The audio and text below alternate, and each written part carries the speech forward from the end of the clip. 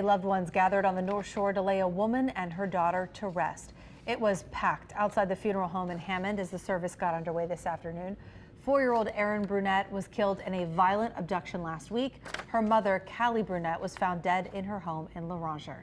Good evening and thanks for watching. I'm Devin Bartolotto. And I'm Sharice Gibson. As that funeral was held today, a Tangipahoa Parish grand jury indicted the 2 suspects in their alleged murders. Lily Cummings is joining us in the studio. Lily, there are still so many unanswered questions in this case. Devin, that's right. What we know now are the charges the suspects face in both Louisiana and Mississippi, but it's still unclear what exactly happened to the Brunettes, something experts say will need to be made clear for the justice system to move forward.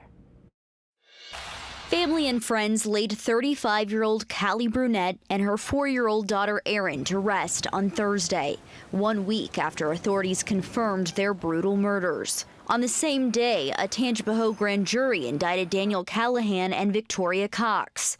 They now face murder charges in Louisiana and Mississippi. Federal charges could be next. The Tangipahoa Parish District Attorney says Callahan was indicted on 2 charges of first-degree murder, 1 count of aggravated kidnapping of a child, and 1 count of second-degree kidnapping.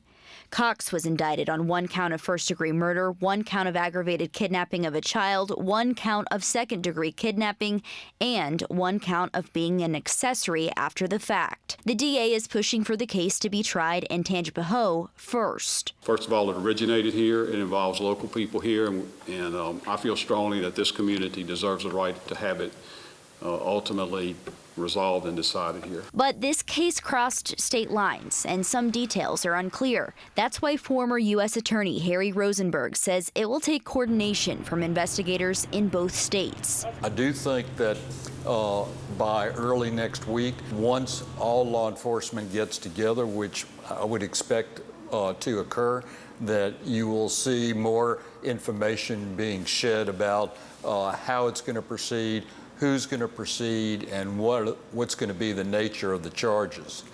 Because there's still a lot of open-ended questions, even though this appears to be on a fast track.